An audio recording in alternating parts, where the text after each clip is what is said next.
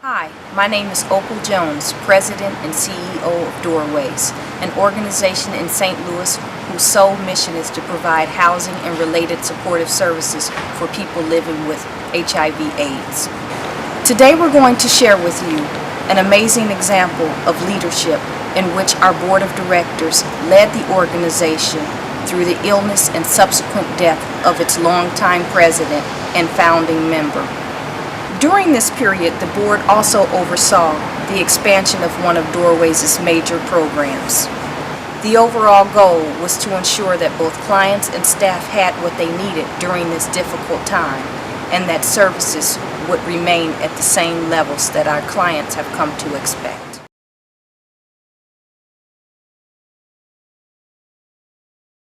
My name is Diane Levine, and I am proud to be the board chair of the Doorways Interfaith Residence. In 2011, we got devastating news that our leader of 23 years, our president and CEO, had a severe and devastating diagnosis.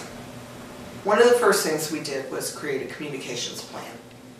Communication was at the heart of everything we did from there on out. And we made sure that everyone in our Doorways family received personal communications from us whenever there was something important to say. We wanted to make sure that people heard from us personally.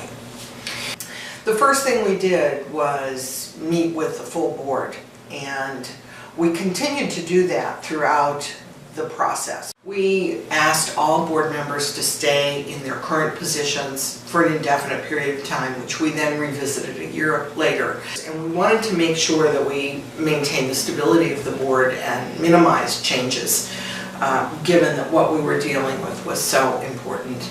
And because of the fact that we have such a strongly committed board and people who are so passionate about the mission, we had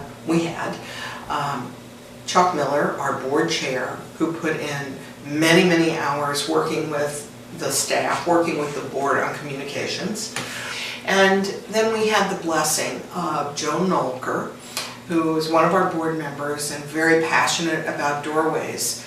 And he was able to step forward and give us countless hours as our executive vice president. So he stepped into a volunteer role and provided leadership and stability to our staff, to our residents. Every Saturday he would come by and have lunch with the residents on his own time. During the time that we were going through this difficult transition, we also were faced with some other new challenges. One of them has to do with nursing care, which had been provided by a contractor, an independent contractor, for many years. And we discovered that we needed to bring that service in-house if we were able to. But that involved a lot of work on the part of staff and board, so that we made sure that we were attuned to all of the regulations, that our applications and all of the very complex systems that were part of bringing nursing care inside the organization. And in that process, we added more than 20 staff members to our staff, which was at that time about 50 people. The other thing that happened is that we discovered a need to bring our pharmacy services in-house. And so again, very complicated systems were examined, and we ultimately did achieve that goal. And by doing that, we increased the sustainability of the organization, because we also increased our funds. I think that the core of excellence is around passion. If you recruit people who really love the mission and are there because of that love, they will stand up and they will do what is necessary to get an organization through a crisis. And that's what we have at Doorways. The bold leadership that the board exhibited did not end with the transition.